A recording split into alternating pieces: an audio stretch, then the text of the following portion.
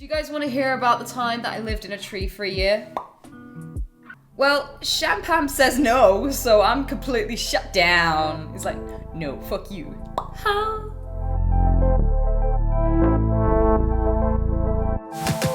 I may have lived in a treehouse for about a year when I was between the ages of about 5 and 6, maybe 7, I don't know, somewhere around that age. And I have a cock. I have a fat fucking daddy cock. Fuck it. That is not part of the story.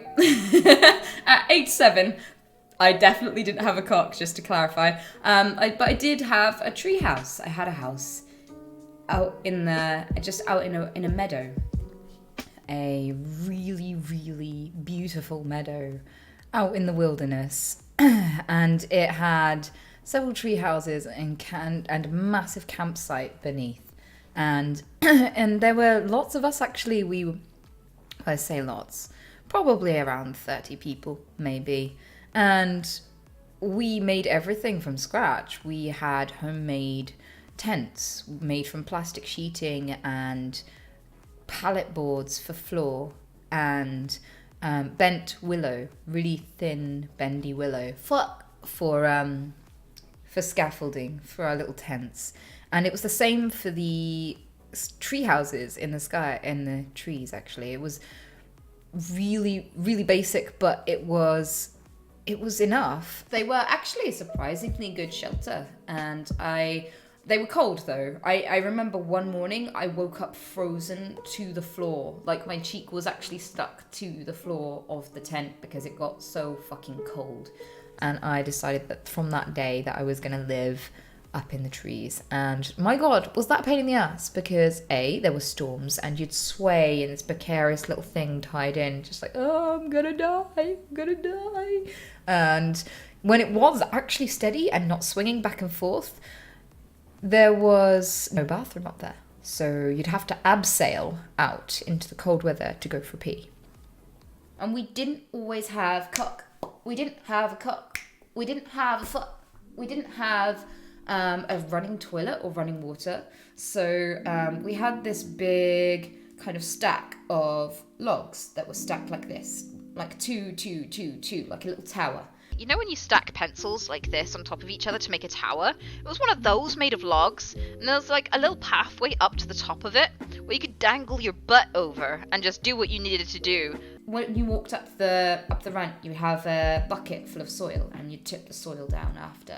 And that was basically what we had. There was no covering. Everyone could see you. So there was just a direction that we didn't generally look in. And yeah, that was our toilet. We had one communal food tent. And that communal food... Fuck my biscuit, bitch.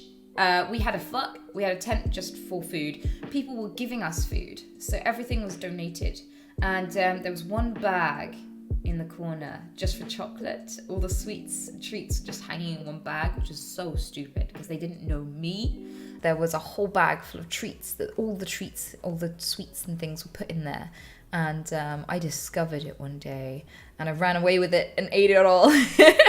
I immediately unhooked that and ran away with it and had the best/worst time of my life. It was amazing eating it all, and not so amazing just like holding my belly. I was that possum from the meme where he can't run away and he's just like, do what you will.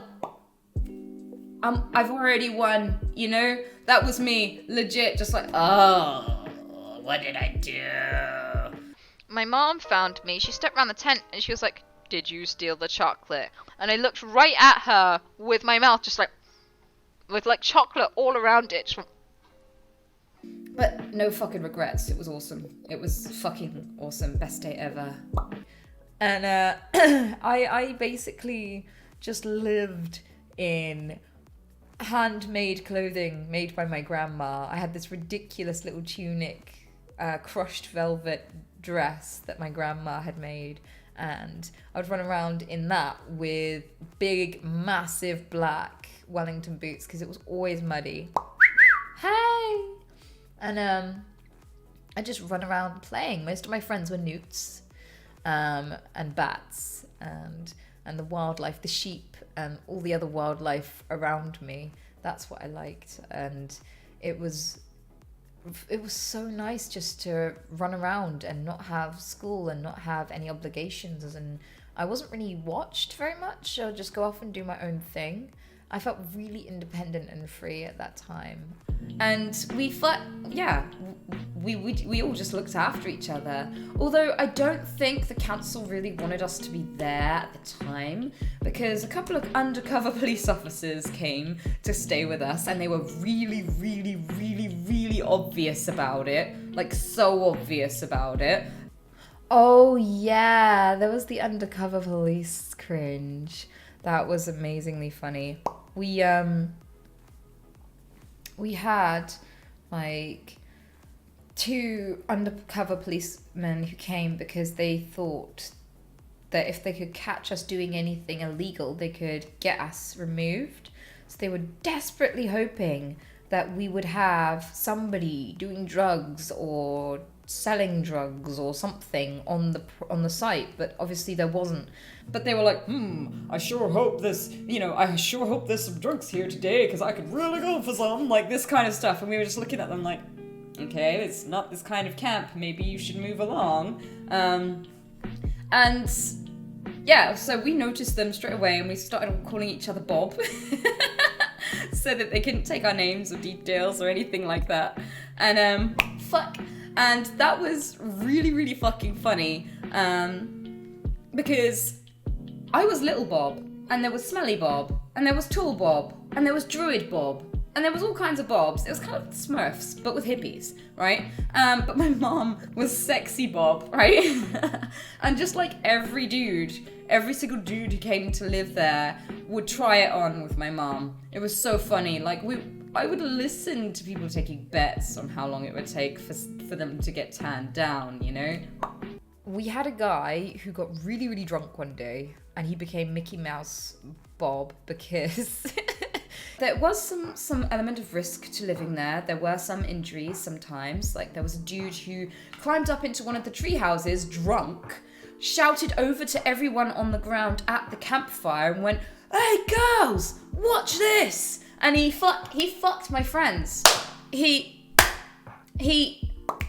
jumped over, grabbed the rope, and just slid down on his hands down the rope, not thinking how that would work out. I think he wanted that to impress some girls, and what it actually achieved was severely burned hands that were in these massive bandages, hence why we started calling him Mickey Mouse Bob, and or Mickey.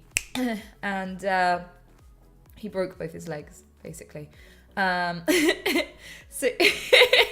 I'm just remembering now, oh, that silly dude. We all laughed at him like, oh, you poor fucker, but it's totally your fault. And he came back, bless him. He came back to stay with us regardless. Yeah, silly boy. Like, just as a word of warning, if you're gonna slide down a rope, wear gloves or something, or just don't slide down on your hands. Like, just don't slide down ropes on your hands. Because it's not smart. It's really not smart. Needless to say, none of the girls were impressed. The dude did not smash that day. Let's put it that way. Yeah, it was cold at times, but beautiful. It was a really unique way of being raised. I got to learn from lots of people. Everyone was my parent there, not just my mom, but every Bob. And one of them taught me how to play the didgeridoo. Another one taught me how to carve didgeridoos. Another one taught me how to juggle. Oh shit! Oh shit!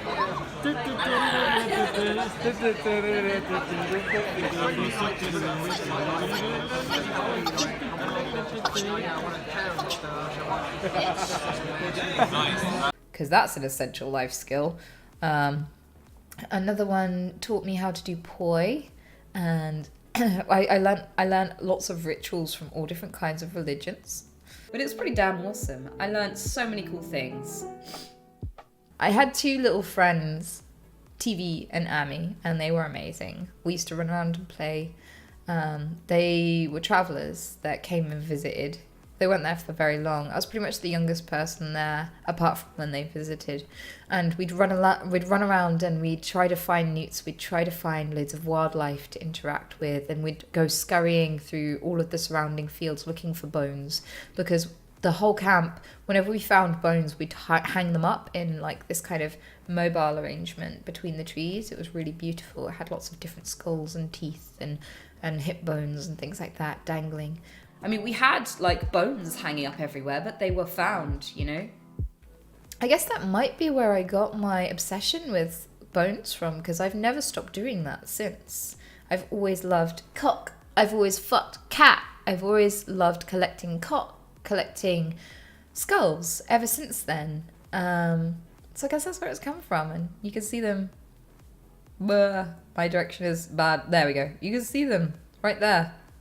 Some of them. They're not from the protest. They're not from the campsite, but they're from just my day-to-day travels. Like I've got a fox skull, badger, I think, or I don't know what that is actually. What else? Crows, rat. It was really interesting, really, really cool, and I really enjoyed it. Everything about being there really connected me with the world and with the wild. It really connected me with everything that I care about now. I think it really set me on my path to wanting to make the world a better place and being willing to fight for it, being willing to do anything to see a better world. And I'm so glad I had that experience. It taught me so much more than school could have. It taught me so much more than just words from my parents. Those experiences, those first-hand experiences gave me so much, and I'm so grateful for them. It was an absolute blast.